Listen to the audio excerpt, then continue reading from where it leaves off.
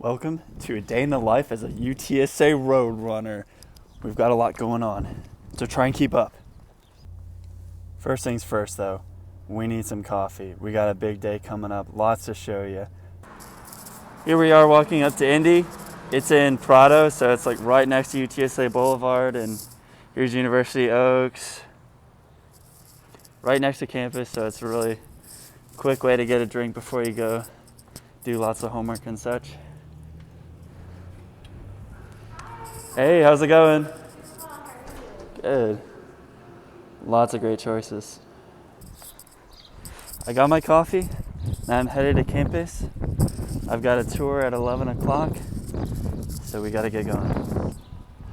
I'm walking to the Welcome Center right now to pick up a student to give him a tour of the engineering building, the makerspace, and the AET. I'm an engineering ambassador. And basically what I do is I give people tours of UTSA's engineering facilities, show them around and kind of hype up the school. It's a great opportunity to meet new people and share the school, share what I love. You know, I'm really passionate about engineering, so it's a great experience to be able to share that with other incoming freshmen. Gosh, dang, it is a nice day out here though. Alrighty, so I just got my students and we're about to go on a tour of the engineering facility. So are you guys excited? Yes. All right, Connor's not excited. Let's go. Okay, here we are at the College of Engineering Tutoring Center. This is a place to be if you want to study with your friends or get help from other tutors. The tutors in there are super knowledgeable. They know exactly, they've taken the classes before and they've all gotten A's in the difficult classes, so it's super helpful. I'm here in the makerspace at UTSA, and look at all these 3D printers. So many 3D printers. So most of these use filament deposition, and this guy down here uses 2 different filaments at the same time. So you can do supports or different colors. Super cool. And check out this. Look at this chainmail. So this just came right off of the 3D printer, and look at this. There's no assembly required. They just hit print, and it creates these beautiful different patterns. And there's also these resin-based printers, and these create really, really great quality prints. I don't see anything around at the moment, but these are super strong, and you can also print with like carbon fiber and stuff. The tour went really well. I think Connor really enjoyed it. I think he's super excited about the engineering program at UTSA, so that makes me super happy. And now I'm headed to a lab. It's for micro. Final project, so I'm going to go work on my final project for a little bit, and I'll show you what I'm working on. So I finally got my project working, so here's what it does. So you're first given this little home screen, and then when you press the button, it takes you into this menu, so you can choose from programs. You press the button again, moves down to settings, press it again, now you can select analytics, photo sensor, and then it cycles back to the top. Okay, and so whenever you do a long hold like this, it takes you into that menu. So here's the programs menu, and then you press the button again to go back. Settings, long hold. Then there's a settings menu, and then back to the top. So that is my final project done. Now I'm headed to the lab. I've got quite a bit of homework, and I've got a final project to work on. And also I'm going to show you what I've been working on. Here I am at the MEMS lab. It's time to get started. But first, more coffee.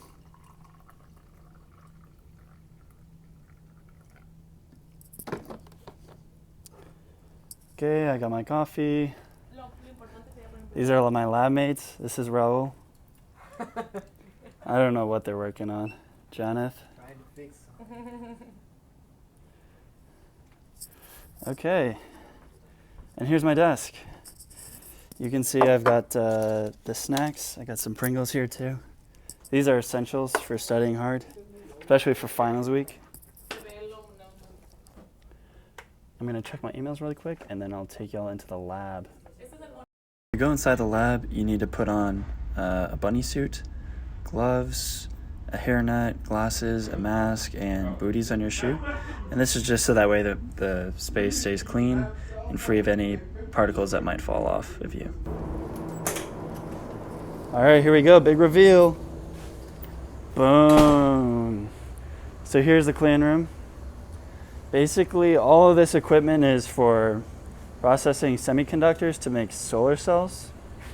So we got fume hoods, we've got hot plates with stirrers, we've got all sorts of chemicals.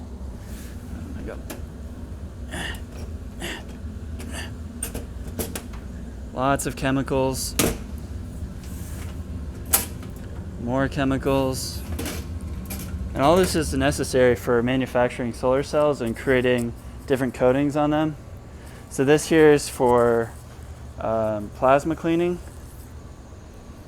microscope,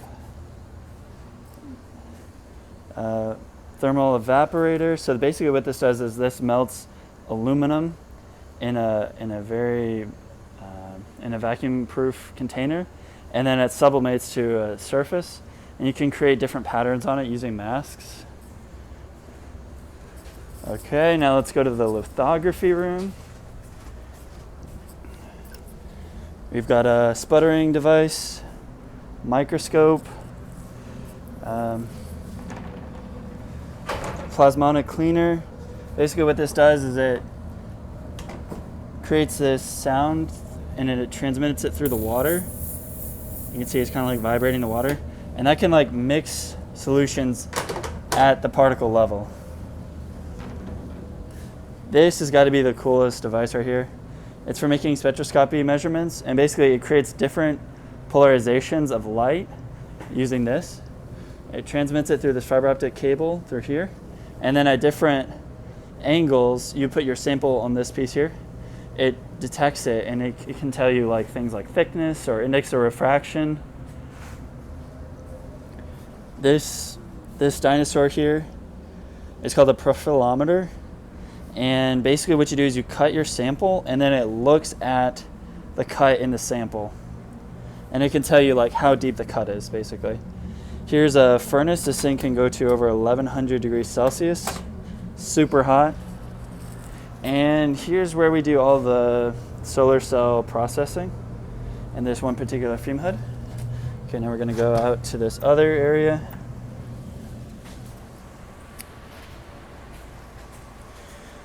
So we've got lots of glassware storage. I'm just going to turn the lights on. Like glass storage, all the nitrogen, so for like the nitrogen air guns and for the spin coater. And then we have a bunch of equipment for characterizing solar cells. So this is for measuring efficiency. It kind of like simulates the sun. And I'll show you what the solar cells look like when they're all done. So this top bus bar here is where is the positive side, and then the underside of the solar cell is the negative side. And basically you hook it up to this device and it will measure how efficient the solar cell is. Okay, then we've got this device here that measures absorption. It's pretty small compared to the rest of the equipment. And this here can measure external quantum efficiency, and it takes a little while to set up, but it's really cool and helpful. For my research project, what I do is when I fabricate these solar cells, I put on different optical coatings. You can see this one is kind of purple in the center and bluish on the edges. And I get these coatings from the leaves of spinach plants. So I extract chlorophyll A from spinach. This here is a dehydrated sample of spinach. And I mix it with another chemical and I apply it to the surface, and then I measure the change in efficiency. After a long day of doing research and working on homework and school stuff, it's time to go home. So thanks for coming along with me in the day in the life of a UTSA road runner. My name is Michael Whitley, and I'll see you in the next one.